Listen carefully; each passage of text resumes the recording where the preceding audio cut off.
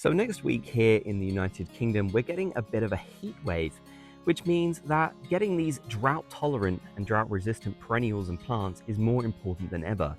With temperatures becoming unusually high, it's definitely important to have some of these plants which can really handle that. Even more so if you tend to have drier, sandier soils that don't retain moisture that well. So these are some of my absolute favorite drought tolerant perennials which thrive in my garden. All of these love full sun. As you can imagine, that's their favorite condition. They don't like to be in waterlogged soils. And yeah, there's a great variety. Some are tall, some are small. So I really hope you enjoy this list. If you're new here, then definitely consider subscribing. I would love to have you on the channel, and let's get right into this. Why don't we start off with our first, which is called lavender. If that didn't need to be said, lavender is one of the most famous plants in the world, but there are so many different varieties, and this is the English lavender actually. Now, I believe the variety I've got in my garden is called Hidcote. I could be wrong, but I'm fairly confident that's what it is. And it's fantastic. Lavender is actually more of a shrub than a perennial, but it does come back every year, so I feel like it's applicable on this list. It's loved by bees and pollinators in general. It's got a great scent. You can use it for other things like soaps and all kinds of different things. And most importantly, you can really forget about this. You can forget to water it and it won't care. You know, lavender is the sort of plant where when it's big enough, when it's been around for maybe about 3 years plus, you might not even need to water it at all. If it's been raining that year and you've had some rain consistently throughout the summer, yeah, you pretty much don't need to ever water it, which I know sounds dramatic, but it's true.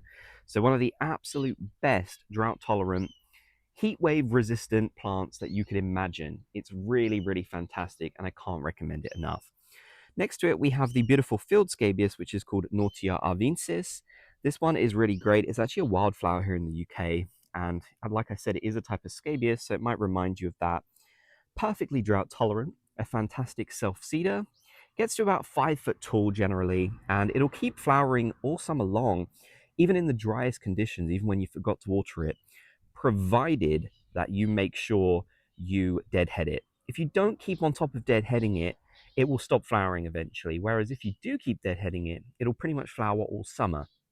So really, really fantastic perennial plant. Very natural, again, beloved by pollinators, bees and butterflies especially. So one I would highly, highly recommend. Heading over here, we have the beautiful Verbena bonariensis. In fact, I have several. This tall sort of purple one, in case you're not familiar with the plant. Very, very tall, gets to 6 foot plus, and it's absolutely lovely. Super airy. It's pretty hardy. It's not the hardiest plant on this list. I will mention that for your reference, I'm in Zone 8B here in the southeast of England. So if you sort of go by the USDA zones, then you'll know where that is. And if you're in England, then that can give you a good idea. All the plants I list are very hardy. Verbena is not as hardy, especially if it does get below if it tends to get below 10 in your area, then, minus 10, then in Celsius, I should say, then yeah, verbena might not do so well. But it is a great self-seeder, so it could potentially come back. I mean, verbena is probably the best self-seeder you could mention. And getting back to the main point, it's incredibly drought resistant. You can easily forget to water this throughout the summer. It really won't care. It does need water, don't get me wrong, especially when they're new and established. But this sort of thing pretty much grows wild. So it really doesn't care that much if you forget to water, which is definitely fantastic. It's a great quality to have in these plants, especially since they're also beloved by bees and butterflies. So you really do get a lot out of them, which is really nice. Here we have another favorite of mine in my prairie planting scheme, which is Echinops. This one I believe is called Blue Globe, and Echinops is really lovely. Again, since it's a type of thistle, it's really loved by so many different creatures in the garden. Bees, butterflies, you name it, but also birds. In the wintertime, they'll eat the seed heads.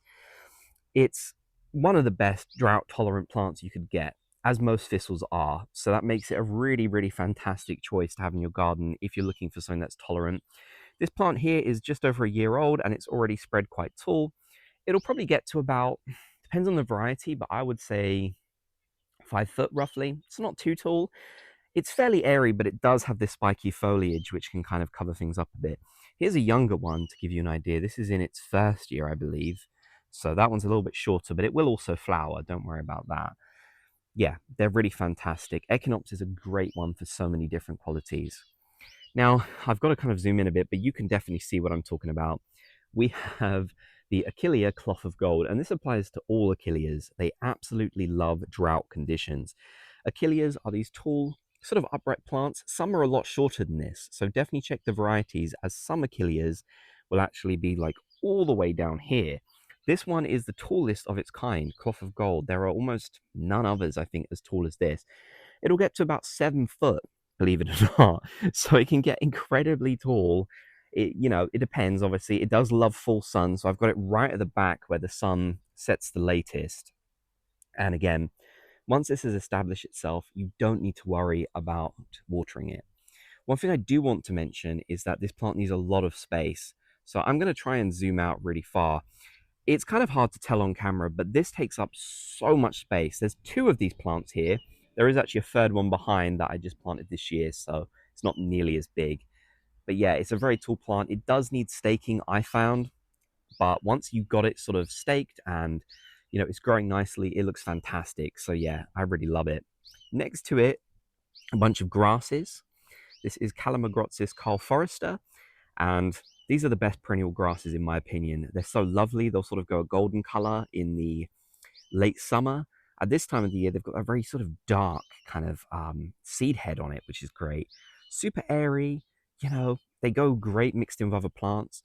What I recommend is that you have quite a lot of these together. I think it's definitely important to have a big sort of group of them.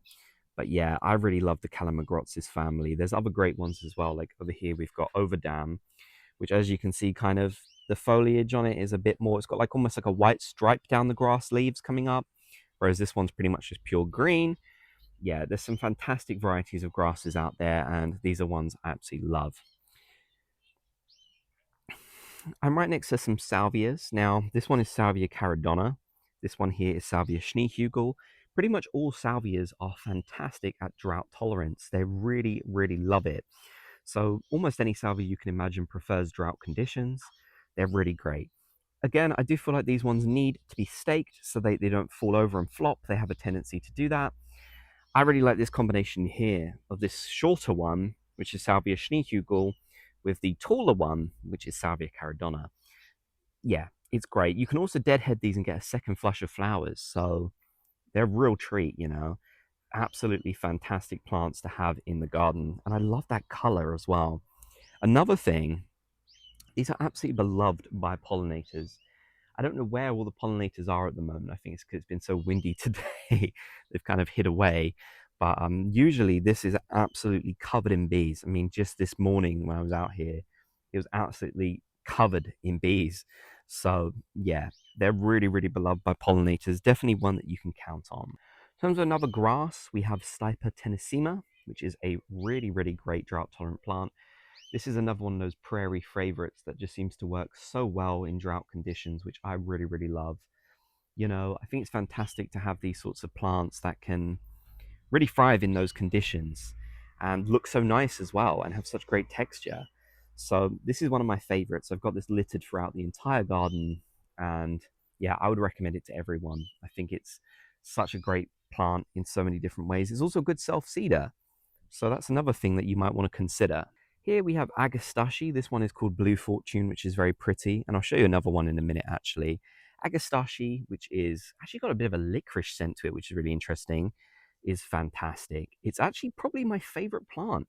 Really hard to say. I mean, I don't really like to make those commitments. But Agastache is so great. I mean, again, a pollinator favorite, so beloved by them, and it's beautiful. We get a little bit taller than this, and it'll be a lot more vigorous. One thing I do want you to keep in mind is that for some of these plants I'm showing you in this video, they're still early on in their season. So, if you think, oh, that maybe doesn't have enough flowers for me or anything like that, I do want you to consider that they'll get a lot more as time goes by. So this is not even close to being the peak, for example, of this Agastache. I mean, look at the one in front. It's got no flowers on it. So yeah, really, really great. I absolutely love Agastache. Definitely one of my favorites in the garden. Here we have my Naughty Macedonia, which is actually really suffering from powdery mildew at the moment. If you have any tips for how to help with that, please do let me know in the comment section down below. I'm always happy to get advice on this sort of thing. and that would be appreciated. Again, this is pretty much similar to the Naughtia arvensis that I mentioned earlier, except this one is red. Again, perfect for drought conditions and really, really pretty. As you can see by these, it does need a lot of deadheading. And another problem that I find with it is if it will actually focus. Oh, I hate this camera. Here you go. You can see what I mean. It gets lots of aphids. So this plant, yeah, it can be, there's definitely some issues with it. I know I'm not sort of maybe bigging it up as much as I should be. But yeah, a few things to consider. But I do really enjoy it. I think it's a really nice looking plant. So that's kind of important. Eryngium. I think this one is called Blue Hobbit. I'm not 100% sure.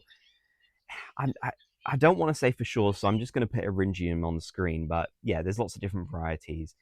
It's really nice. This is called a sea holly, but despite that, it's incredibly drought tolerant. So yeah, I mean, it's very thistly again. It kind of reminds me of the Echinops. I feel like it's a very similar plant. And it's fantastic for drought conditions. Definitely another one that I think a lot of people would love. So those are some of my favorite drought-resistant perennials that I've got in my garden. I've got very sort of dry soil, so a lot of these thrive out here. Hopefully your plants will be okay in any upcoming droughts or just heat wherever you are. And obviously don't forget to keep on top of watering and such. And also with those drought-tolerant ones, you don't need to worry about that as much, which is fantastic.